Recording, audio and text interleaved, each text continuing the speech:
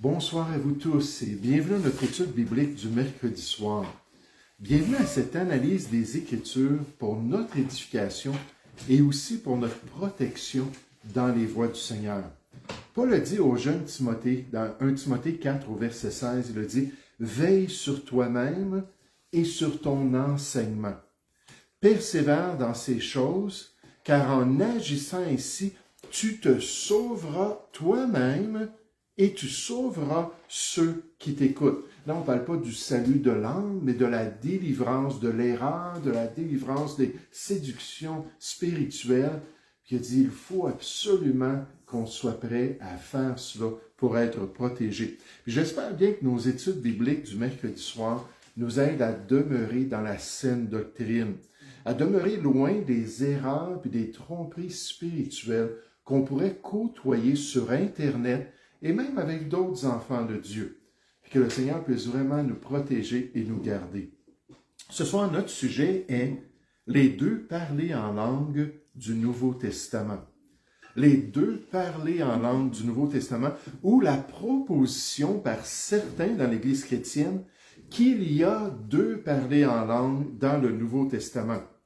Qu'il y a, par exemple, un don de l'Esprit qui permettait un langage humain non appris par celui qui le prononçait. Donc, il donnait une habileté à quelqu'un de se mettre à parler en allemand, ou de se mettre à parler en espagnol, ou de se mettre à parler dans une autre langue pour pouvoir partager les merveilles de Dieu. Donc, on dit, il y a ce don-là du parler en langue, mais il y a un autre parler en langue. Celui-ci est céleste et inconnu des hommes, manifesté par un charabia quelconque, ou par ce qu'on appelle la glossolalie, populaire dans certains milieux chrétiens. Puis ce soir, j'aimerais qu'on puisse considérer cette proposition-là et l'examiner à la lumière des Écritures. Donc, notre texte à la page 1. Le don des langues, un don, une signification. La Bible présente systématiquement le don des langues comme la capacité surnaturelle de parler dans une langue humaine non apprise auparavant. Donc, c'est un don spirituel qui vient de Dieu. Toutefois, certains, puis je suis certain qu'ils sont honnêtes et sincères en le faisant, certains d'entre eux, certains proposent que les langues du livre des Actes sont différentes de celles de 1 Corinthiens. Les actes représentant un vrai langage humain, tandis que 1 Corinthiens décrit un langage spirituel, céleste, incompréhensible à l'homme, sans le don d'interprétation. Cependant, un examen attentif des termes grecs originaux et du contexte montre qu'il s'agit du même don dans le livre des Actes autant que dans 1 Corinthiens. Pourquoi cette proposition par certains chrétiens? Pourquoi certains enfants de Dieu font-ils la promotion de ce concept de deux parler en langue dans le Nouveau Testament? Pourquoi imposer une telle perspective sur le don du Saint-Esprit à son Église primitive? Une réponse qui semble évidente est que ces chrétiens pratiquent ce qu'on appelle la glossolalie, ou se parler en langue qui est caractéristique de certains milieux évangéliques, et qu'ils ne sont pas en mesure d'harmoniser leur pratique avec le texte principal du Nouveau Testament, qui décrit clairement le don du parler en langue. Ce texte qu'on appelle le texte clé des Écritures pour comprendre la manifestation des langues dans l'Église apostolique. Et quel est ce texte? Dites-moi. 1 Corinthiens 13. 12. Non, 12. non, pas tout à fait. C'est une bonne pensée. Le passage qui décrit la manifestation du parler en langue clairement. Les actes. Acte chapitre 2. Dans Acte chapitre 2. Acte 2 décrit concrètement le don des langues comme nulle part ailleurs dans les Écritures. Et quand on a un passage comme ça, on l'appelle le passage clé de l'interprétation biblique. Ce passage qu'on doit absolument considérer à la lumière de peut-être d'autres passages qui semblent donner d'autres informations qui pourraient être contradictoires. Il me présente ce parler en langue-là comme un don surnaturel qui permettait aux apôtres et aux disciples de parler dans de vrais langages humains et non pas dans un charabia qui est incohérent. Cherchons ensemble Actes chapitre 2 pour regarder cela, pour considérer cette réalité biblique sur le parler en langue. Donc encore, je vous rappelle qu'on nous dit deux parler en langue, un parler en langue qui permettait de parler de vraies langues, puis un parler en langue qui est tout simplement incompréhensible à l'homme sans un don spécial d'interprétation. Est-ce que c'est ce qu'on voit dans la parole de Dieu? Actes chapitre 2 et 1 Corinthiens 12, 13, 14, on va aller aussi en parler dans un instant. À partir du verset 1. Le jour de la Pentecôte, ils étaient tous ensemble dans le même lieu, les 120 disciples. Tout à coup, il vint du ciel un bruit comme celui d'un vent impétueux, et il remplit toute la maison où ils étaient assis. Des langues semblables à des langues de feu leur apparurent, donc ils ont vu cela descendre du ciel, séparés les unes des autres, et se posèrent sur chacun d'eux. Ils furent tous remplis du Saint-Esprit, et se mirent à parler en d'autres langues, selon que l'Esprit leur donnait de s'exprimer. Et là, le texte va décrire le phénomène, juste un peu plus loin. Verset 5. Or, il y avait en séjour à Jérusalem des Juifs, hommes pieux, de toutes les nations qui sont sous le ciel. C'était la fête obligatoire de la Pentecôte. Il faut se rappeler de cela, ce contexte-là de Actes chapitre 2, des Juifs de la dispersion qui sont à Jérusalem et qui vont être témoins de ce phénomène. Verset 6. Au bruit qui eut lieu, la multitude accourut, et elle fut confondue parce que chacun les entendait parler dans sa propre langue, littéralement dans son propre dialecte, la langue particulière de la région de son pays. Ils étaient tous dans l'étonnement et la surprise et se disaient les uns aux autres, « Voici ces gens qui parlent, ne sont-ils pas tous Galiléens? Et comment les entendons-nous dans notre propre langue à chacun, dans notre langue maternelle? » Puis regardez ce que l'Esprit confirme. Verset 9. « Parthes », donc la langue de ceux qui habitaient à Parthes, Mèdes, Élamites, ceux qui habitent la Mésopotamie entendaient dans leur propre langue, la Judée, la Cappadoce, le Pont, l'Asie, la Phrygie, la Pamphylie, l'Égypte, le territoire de la Libye voisine de Cyrène, et ceux qui sont venus de Rome, juifs et prosélytes, crétois et arabes. Comment les entendons-nous parler dans nos langues des merveilles de Dieu? Donc, quand on parle du parler en langue et de ce don du Saint-Esprit, c'est le seul passage qui le décrit dans sa manifestation. On a d'autres instances, juste quelques autres dans le livre des Actes, comme dans Actes chapitre 8, Actes chapitre 10, Actes chapitre 19, et ainsi de suite. Mais ici, dans Acte 2, on nous parle de sa manifestation. On décrit 15 dialectes différents lors de la Pentecôte. 15 vraies langues. 15 vrais langages humains pour glorifier Dieu et son salut grâce à ce don de l'Esprit de Dieu. Frères et sœurs, voilà le don du parler en langue dans le Nouveau Testament. Un don qui n'a rien à voir avec le parler en langue moderne et populaire de nos jours. Alors, certains ont dû trouver une explication à la lumière de cette description ou une justification pour leur croyance et leur pratique de ce charabia spirituel. Et une de leurs explications, c'est qu'il y a en fait deux parlers en langue dans le Nouveau Testament. Un dans le livre des Actes et un dans 1 Corinthiens. Le pasteur MacArthur, vous n'avez pas ça dans vos notes, explique bien cette motivation derrière les deux parlers en langue lorsqu'il dit « Si les gens doivent inventer un second type de langue, une expression estatique et non cognitive, c'est parce que leurs propres expériences ne correspondent pas à ce qui s'est passé à la Pentecôte. » Puis là, on parle spécifiquement de ceux qui s'appellent les pentecôtistes. Ça s'est développé au 20e siècle. La première église pentecôtiste a paru aux États-Unis en 1901. Puis là, on a dit, on a rétabli le don de la Pentecôte, se parler en langue qui venait de Dieu. Puis là, j'en parlerai pas ce soir, on n'a pas le temps, mais ces premiers chrétiens-là, on appelle ça le pentecôtiste classique, croyaient vraiment que ce qu'ils avaient reçu lorsqu'ils se sont imposés les mains, puis tout à coup, ils ont commencé à dire toutes sortes de silences, que c'était vraiment le parler en langue de Acte 2, puis qu'ils étaient capables d'aller évangéliser des gens qui parlaient d'autres langues. Au point qu'ils sont partis en missionnaires dans toutes sortes de pays. Ils sont arrivés dans ces pays-là, puis là, ils ont laissé l'Esprit les amener, ce qu'ils appelaient l'Esprit, les amener à faire ce charabia-là.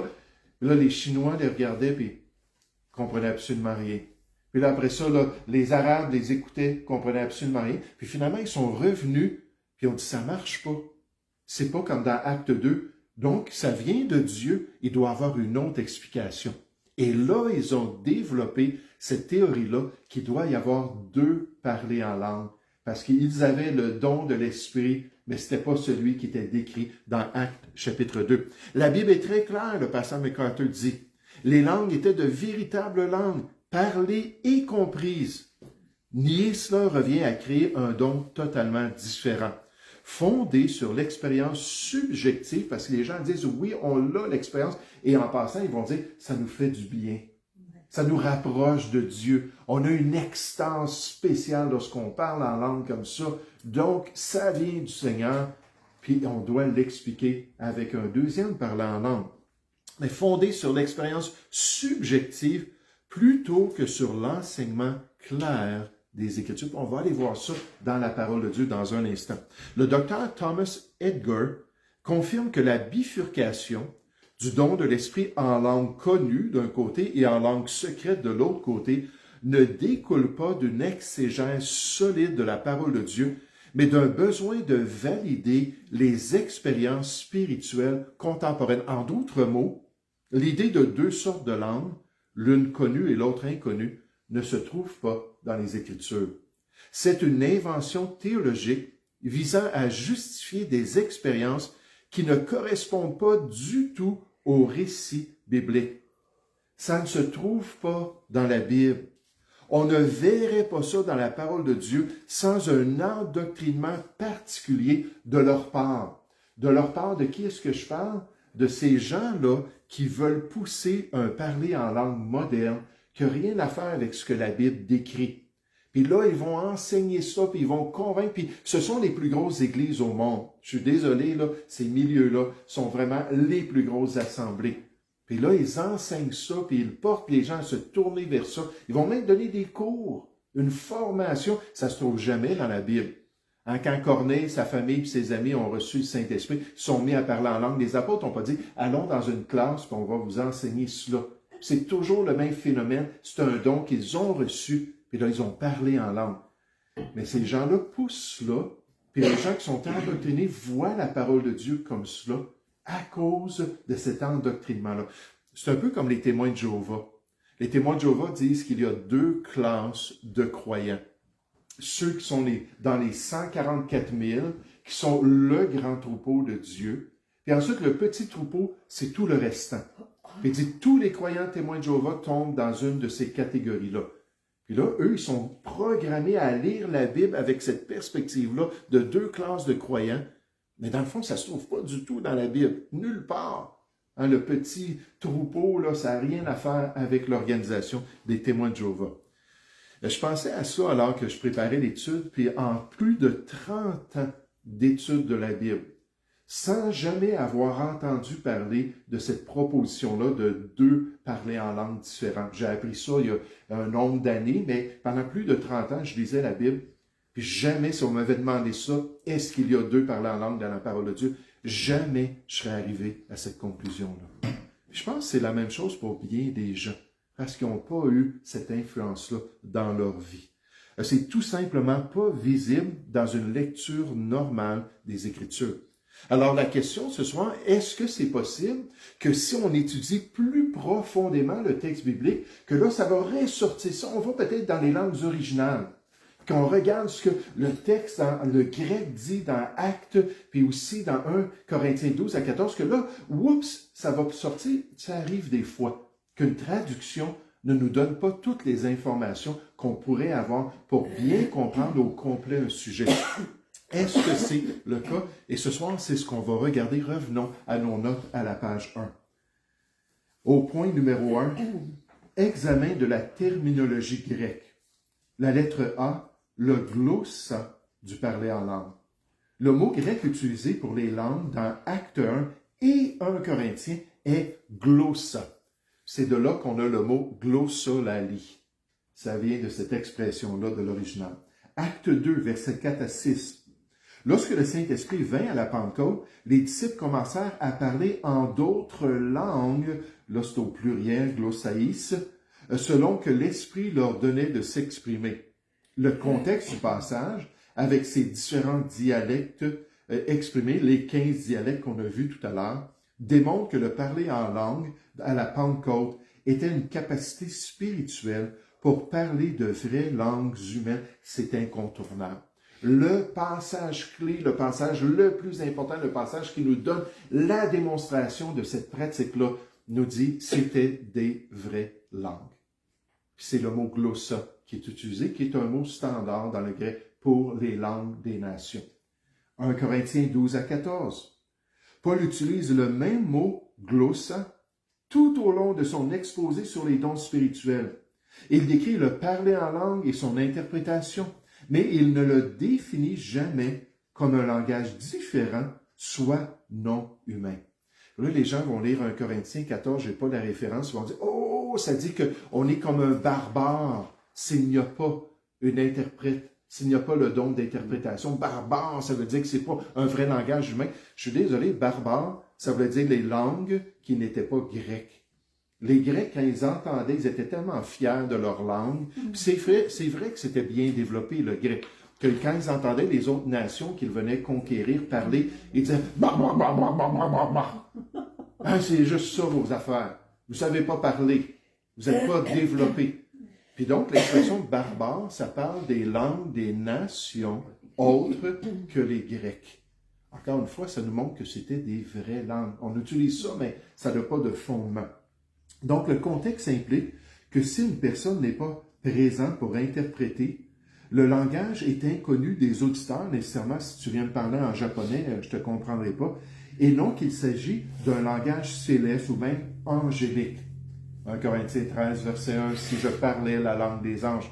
Paul il dit « Je parle en langue plus que vous tous » au chapitre 14, mais il n'a jamais dit que c'est le parler angélique qu'il faisait. Si j'avais une capacité comme ça, mais que je n'ai pas d'amour, ça sert à quoi? Et donc, c'est important. L'objectif de Paul dans 1 Corinthiens n'est pas de définir un nouveau type de langue, mais de réglementer l'usage de ce don dans l'Église. On va voir les contextes dans un instant. En exigeant donc de l'intelligibilité dans la pratique du don dans l'Assemblée grâce au don d'interprétation. Oui, Dieu t'a doué de ce don-là de parler en allemand. Mais s'il n'y a personne d'allemand dans l'Église, ne viens pas nous parler en allemand. Ça ne sera pas édifiant, ça va être confondant, plus que toute autre chose. Encore, le pasteur MacArthur. Le terme grec pour langue, glossa, est exactement le même. Donc, on creuse un peu plus, ça arrive à la même conclusion. Le même mot utilisé dans tout le Nouveau Testament pour désigner la capacité de parler une langue étrangère. Il n'y a pas la moindre preuve biblique suggérant qu'il existe deux types de langues. Il n'existe aucune raison exégétique. Maintenant, je parle de l'exégèse. L'exégèse, c'est-à-dire de sortir ce qui se trouve dans la parole de Dieu, et c'est le contraire de l'exégèse. L'exégèse, c'est d'imposer à la Bible mes idées. Mais si on fait l'exégèse, il n'y a aucune raison de distinguer le don des langues dans les Actes de celui des Corinthiens. Les deux contextes font clairement référence à de véritables langues humaines et non pas au phénomène de la glossolalie. Ça n'a rien à faire avec ça lorsqu'on lève le voile de l'original. Regardez un autre exemple, la lettre B. Le génos du parler en langue. Dans Acte 2, il est évident que les langues représentent différentes langues de différentes nations, puisqu'il est question de 15 dialectes différents mentionnés dans les versets 9 à 11, la lettre B. Donc, on voit ici que c'est clair qu'il y a plusieurs langues qui étaient possibles grâce à ce don de l'Esprit de Dieu. Pourquoi est-ce que je dis ça? Parce que là, dans 1 Corinthiens 12 à 14, on parle du génos. Puis vous allez voir, ça parle de toutes ces différentes langues-là. Dans 1 Corinthiens 12, 10, il est question de la diversité des langues que certains interprètent comme étant les deux sortes de parler en langue dans le Nouveau Testament, ça n'a rien à faire avec ça. Pourtant, le mot grec pour diversité est génos. Ce terme précis désigne une famille, un groupe ou une race ou une nation en parlant des langues de ces gens-là, de ces ethnies-là, de ces nations-là. Les linguistes parlent souvent de familles ou de groupes de langues aujourd'hui comme les langues indo-européennes ou les langues afro-asiatiques. On va parler de la famille de langues austro-nésiennes. Je regardais une couple de noms, là. Mais donc, c'est encore utilisé cette idée-là de famille, donc de génos, de langue, de vraie langue des nations. Et c'est précisément ce que Paul veut dire. Il existe diverses familles de langues dans le monde et ce don a permis à certains croyants de parler plusieurs d'entre elles. Ainsi, le parler en langue de ces textes bibliques sont le même don de l'Esprit. Dans Acte 2, on nous parle de toutes ces 15 dialectes-là, plusieurs langues de plusieurs nations. Puis dans 1 Corinthiens 12 à 14, on nous dit cette diversité de langues. Alors ça vient confirmer les deux passages. Le fait que Paul mentionne la diversité de langues dans 1 Corinthiens 12, 10 n'implique pas que certains soient de véritables langues et d'autres de simple ineptie ou de charabia. Comme dans 1 Corinthiens chapitre 12, 10, Acte 2 souligne cette même idée au verset 9 à 11, où il explique que les langues parlées proviennent d'au moins 15 régions différentes du monde. Donc, il y a une diversité dans les deux passages. Le mot langue est le même dans l'original, le glossa. Ensuite, on a cette expression-là qui présente une diversité plutôt. Je suis en train d'inventer des noms ce soir, de langues. Ce n'est pas les seuls parallèles qu'on peut faire. Je veux juste vous parler, parce que ce n'est pas dans notre texte, d'autres parallèles rapidement. Entre Acte 2 et 1 Corinthiens 12 à 14, on nous dit que le don en particulier, qui est manifesté dans les deux passages, venait du Saint-Esprit. Donc, on présente la même source pour le don. Ensuite, on nous dit que c'était reçu par les apôtres et les chrétiens. Certains chrétiens avaient le don. Encore une fois, c'est un parallèle dans les deux passages, on nous dit cela. On décrit ce don-là comme un don de parole, une capacité de parole quelconque. On parle de ça dans les deux passages. Je pourrais vous les nommer ensuite si vous n'avez pas le temps de les écrire. Ensuite, on nous dit que c'était un signe miraculeux pour les Juifs. On dit ça dans Acte 2, nécessairement tous ceux qui étaient de la dispersion. Et on confirme ça dans 1 Corinthiens 14 au verset 20, que c'était pour les Juifs, entre autres. C'était un don particulier pour eux. On va voir la prophétie dans un instant.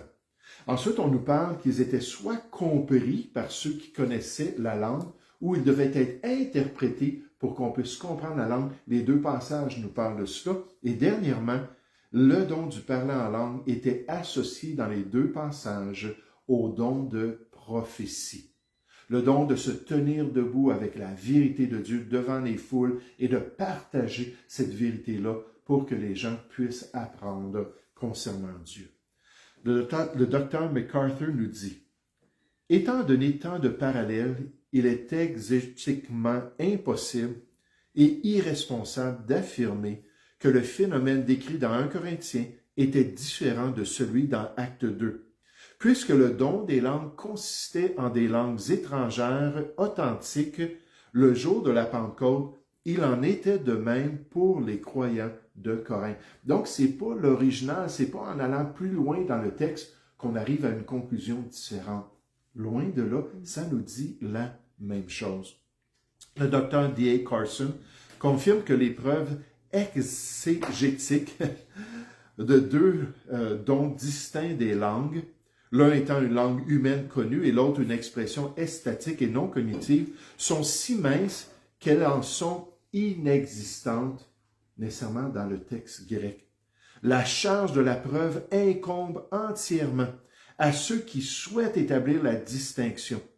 Les preuves tirées des Actes et des Corinthiens mettent en évidence un seul phénomène, la capacité miraculeuse de parler une langue réelle qu'on n'a pas apprise. Donc là, on peut s'arrêter avec ça. en lisant dans notre version. C'est pas évident si on n'a pas été influencé à voir ça comme ça. Puis en allant même dans l'original, dans le grec du Nouveau Testament, il n'y a rien qui paraît, qui pourrait nous dire « Oh, c'est deux langues différentes ». Les passages sont similaires et présentent le même phénomène. Revenons à la page 2 et au chiffre numéro 2. La cohérence contextuelle entre le livre des Actes et 1 Corinthiens, quand on comprend pourquoi dans Acte 2 on parle ainsi et pourquoi dans 1 Corinthiens on parle d'une manière qui est différente. Il y a un contexte et on va le voir maintenant. Dans Acte 2, l'effusion de l'Esprit amène les apôtres et les disciples à parler en diverses langues. L'accent est mis sur la démonstration. Peut-être vous pouvez souligner ou encercler ça. Dans ce passage-là, on nous présente la démonstration miraculeuse de la puissance de Dieu et de la proclamation de l'Évangile à divers peuples. Et vous savez, la Bible dit que Dieu regarde ce qu'il y a dans le cœur, mais l'homme regarde à ce qui frappe les yeux. Et au niveau du parler en langue dans la Bible, ce qui frappe les yeux, c'est Actes chapitre 2. On le voit clairement comment c'est manifesté. Le but de ce don est d'être un signe pour les non-croyants et un moyen d'évangélisation. Paul confirme cette réalité aussi dans 1 Corinthiens 14, 21-22. J'avais dit 20 tout à l'heure, mais c'est 21-22 lorsqu'il affirme que il est écrit dans la loi, c'est par des langues étrangères et par des lèvres d'étrangers que je parlerai à ce peuple. La prophétie d'Ésaïe parle d'Israël en passant. Dans le livre que j'ai écrit sur le chaos charismatique, j'ai un chapitre sur le parler en langue, puis je reviens là-dessus. Quand on voit le parler en langue dans le Nouveau Testament, il y a un juif pas loin. Il y a toujours un juif, que ce soit un juif non sauvé ou que ce soit un juif sauvé, il y a un juif pas loin qui va être affecté par cette manifestation-là. On pense à Corneille, n'est-ce pas, dans Acte 10, de grands messages de la réception de l'Esprit par Corneille et ses amis, des non-juifs qui se mettent à parler en langue. Puis là, les chrétiens juifs qui étaient avec Pierre, ils disent « Wow! Comment ça se fait? Comment ça se fait qu'ils ont l'Esprit comme nous, des non-juifs? » Puis là, Pierre dit « Bon, on ne peut pas les empêcher d'être baptisés. Ils sont sauvés comme nous, ont été baptisés. » Dans Acte 11, l'Église le reprend. Qu'est-ce que tu as fait là? Il a dit « Comme nous, au commencement, donc à la Pentecôte, ces gens-là, des non-juifs, ont reçu l'Esprit de Dieu. On les a vus parler en langue. » La grande leçon que l'Église n'a pas appris du tout au commencement. Et Dieu a dû ramener, mais il utilise ça avec des Juifs. Donc, on nous dit, c'est par des langues étrangères et par des lèvres d'étrangers que je parlerai à ce peuple. On cite cette prophétie-là comme accomplissement partiel à l'époque de l'Église. Mais même alors, ils n'écouteront pas, dit le Seigneur. Les langues sont donc un signe, non pour les croyants, mais pour les incroyants ou les non-croyants, alors que bien souvent, aujourd'hui, on l'utilise pour l'Église et comme signe du salut.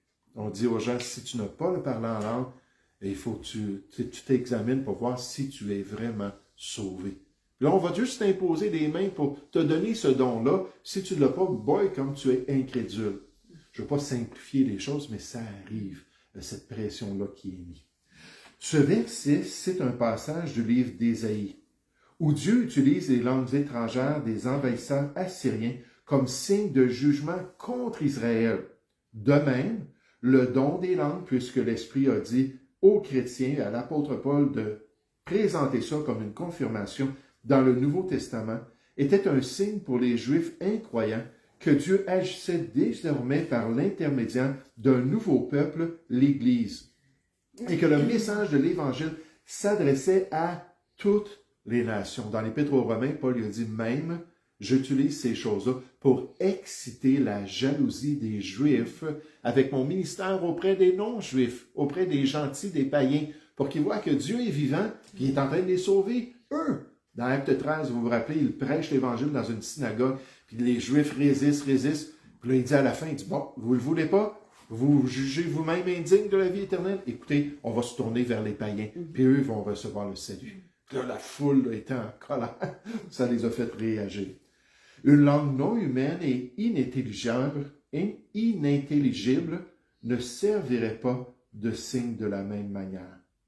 Dans 1 Corinthiens chapitre 12, Paul s'adresse à l'Église de Corinthe, donc il ne parle plus de ce contexte-là, au sujet du don des langues dans le contexte des dons spirituels en général et de leur abus par les chrétiens de Corinthe. Son enseignement met l'accent sur son utilisation. Donc, vous pouvez encercler ça. Le contexte d'un Corinthiens 12 à 14, c'est l'utilisation de ce langage spirituel-là dans l'Église, en contraste avec la manifestation publique dans le livre des Actes. C'est pour ça que c'est différent, ces deux passages-là. C'est pour ça qu'on n'a pas besoin d'avoir les deux passages qui disent exactement ce qui s'est produit dans Actes au chapitre 2. Au sein de l'Église, insistant sur l'ordre, l'édification et l'importance de l'interprétation. L'accent est mis sur l'usage de ce don dans l'Église. Le chiffre numéro 3. Merci pour votre patience. Le problème des deux types de langue. La notion des deux types de langue découle souvent d'une différence de perspective envers les textes bibliques et nécessairement notre arrière-plan. Là, je pensais à cela, des gens que je connais qui ont été élevés dans des familles chrétiennes, qui vont dans les églises, qui encouragent le parler en langue, qui disent qu'il ne faut pas empêcher de parler en langue. Oui, si le langage existait encore, puis ce don-là, je serais d'accord avec cela, de pouvoir avoir des gens avec moi lorsqu'on fait l'évangélisation. Il y a des hispanophones. Hey, vas-y, c'est le temps. Tu as le don de parler en espagnol, va leur parler. Ça serait merveilleux de voir ça aujourd'hui. Ça pourrait être temps. Ça pourrait être Tom. Exactement. Va leur parler en anglais, Tom. Non, là, il connaît l'anglais. C'est pas le vrai don. Mais ces gens-là qui sont élevés dans ce contexte-là, qui ont entendu cela toute leur vie. Je me souviens d'un homme à Saint-Hyacinthe, à l'église baptiste Maranatha de Saint-Hyacinthe, là où on était, puis qui était venu, puis ça faisait 29 ans depuis son salut qu'il était dans une église qui lui tapait sur la tête, en plus de son épouse, qui lui tapait sur la tête parce qu'il ne parlait pas en langue. Puis il dit, comme j'ai jeûné, comme j'ai prié, comme j'ai demandé la grâce de Dieu, il dit, j'ai jamais eu ce don-là. Puis en passant, j'ai parlé juste récemment aussi à quelqu'un qui me disait ça. Il y avait cette pression-là. Il dit, j'ai jamais été capable de parler en langue. Puis il dit, moi, je ne l'ai pas, ce don-là. Mais je peux me mettre dans le contexte de ces gens-là qui entendent peut-être cet enseignement-là, qui disent, wow, hey, là, je ne sais plus quoi croire, là. Est-ce qu'il faut que je croie vraiment la parole de Dieu ou l'expérience que ma famille a eue ou les gens dans mon église ont, puis ils reviennent, puis ils ont eu des victoires spirituelles, ils ont eu des guérisons personnelles alors qu'ils parlaient en langue, puis ainsi de suite. Qui est-ce que je dois croire? Puis j'ai beaucoup de compassion pour ça. Moi, j'ai été sauvé dans une église qui enseignait que ça n'existe plus, ce don-là, aujourd'hui, pour X raisons qu'on retrouve dans la parole de Dieu. En fait, le don de l'Esprit est le même, bien que son usage soit contextuel. Vous vous rappelez, manifestation, acte 2, utilisation, 1 Corinthiens 12 à 14. Le don de signe d'acte 2 et le don spirituel de 1 Corinthiens se chevauchent parfaitement. Tous deux sont des expressions miraculeuses dans des langues inconnues par celui qui les prononce, qui n'a jamais appris ça, c'était miraculeux. Paul insiste sur le fait que le but du don est d'édifier le corps de Christ et non d'être un spectacle quand c'était dans l'Église chrétienne. Le docteur B.B. Warfield nous rappelle « Les langues des Actes et des Corinthiens sont un seul et même don, consistant dans le pouvoir de parler dans des langues auparavant inconnues de celui qui les parle, mais parfaitement intelligibles pour ceux qui connaissent la langue, pour qu'ils puissent être atteints dans leur dialecte. » Puis ça aussi, c'est quelque chose que je suis convaincu. Que quelqu'un qui vient ici, qui est peut-être un immigrant, qui a appris le français, qui a été franchisé, puis qui a appris le français, tout ça, puis que là, on peut leur parler des vérités de la parole de Dieu dans leur propre langue. Que ce soit l'arabe, je remercie Tom, on parlait avec une musulmane à un moment donné, puis j'avais remis un dépliant français, elle connaissait assez le français, puis Tom il a dit « Oh, j'en ai un ici en arabe », puis il a remis ça. Mais imagine si Tom il aurait été saisi par l'esprit, puis il aurait été capable de lui parler en arabe. Je pense que peut-être ça l'aurait aidé, n'est-ce pas, dans cette réception-là. Mais c'est exactement le but. L'utilisation uniforme du mot glossa dans les Actes et dans Corinthe, des Corinthiens, indique un phénomène unique, la capacité surnaturelle de parler de vraies langues humaines, comme cet expert nous le rappelle. Donc, dans le texte lui-même, dans notre version en français, il n'y a rien pour nous montrer que ce n'est pas le même parler en langue qui se trouve dans Acte 2. Si on va plus loin et on creuse plus profondément dans les langues originales, les experts nous disent, vous ne trouverez rien ici aussi. Parce que c'est exactement les mêmes termes et ça nous pointe vers la même réalité. Conclusion. La langue grecque, le contexte historique et le message général du Nouveau Testament corroborent l'idée que le don des langues d'Acte 2 et de 1 Corinthiens 12 à 14 est identique. Les preuves provenant à la fois de la terminologie grecque et des objectifs bibliques du don des langues pointent vers une compréhension unique et cohérente. Le don des langues était la capacité surnaturelle de parler une langue humaine réelle, dont un des buts était de communiquer le message de Dieu envers le monde perdu, qui pouvait alors bénéficier de son message et de son utilisation. Un des buts, parce qu'il y avait d'autres buts que Dieu allait utiliser. Ainsi, frères et sœurs, que personne ne nous impose cette compréhension des deux langues, des deux parlers en langue dans le Nouveau Testament. Que personne ne cherche à se justifier dans leurs croyances et leurs pratiques, parce que nous, en tant que chrétiens, nous voulons demeurer dans les vérités bibliques. Et on veut être fidèles envers ces vérités-là, au-delà de nos expériences et de nos désirs personnels. Puis ça, encore une fois, je sais que ça va être très difficile pour certains chrétiens qui ont vécu des choses et qui ont de la misère à accepter que ces choses-là ne viennent pas de Dieu. Qu'on peut se tromper dans nos expériences. Mais on veut le faire avec humilité pour la gloire de Dieu et pour lui plaire réellement.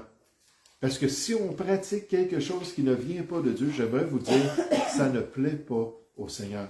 La séduction spirituelle, ce n'est pas ce que le Seigneur désire dans la vie. Nous allons prier ensemble. Père Céleste, on veut te remercier ce soir pour ce survol d'un des aspects du parler en langue. Et Seigneur, pour cette réalité qu'il n'y a pas de parler en langue dans le Nouveau Testament. Père, on peut comprendre pourquoi certains veulent se justifier, comprendre pourquoi certains cherchent une explication de ce qui se voit dans Actes chapitre 2. Je me souviens d'un pasteur qui a dit, il n'y a aucun passage, il a dit ça, de la chair, ça a été enregistré dans une prédication, il n'y a aucun passage qui nous parle de vraies langues découlant du don du parler en langue de l'Esprit de Dieu. Seigneur, comme c'est un mensonge terrible. Et on va rendre compte, Seigneur, pour nos influences un jour au tribunal de Christ. On va être jugé plus sévèrement, Seigneur, tu nous dis. Alors, Père, aide-nous à être honnêtes envers les Écritures et aide-nous à marcher droitement selon les instructions que tu nous as données. Guide-nous dans tes voies, nous te prions, au nom du Seigneur Jésus. Amen.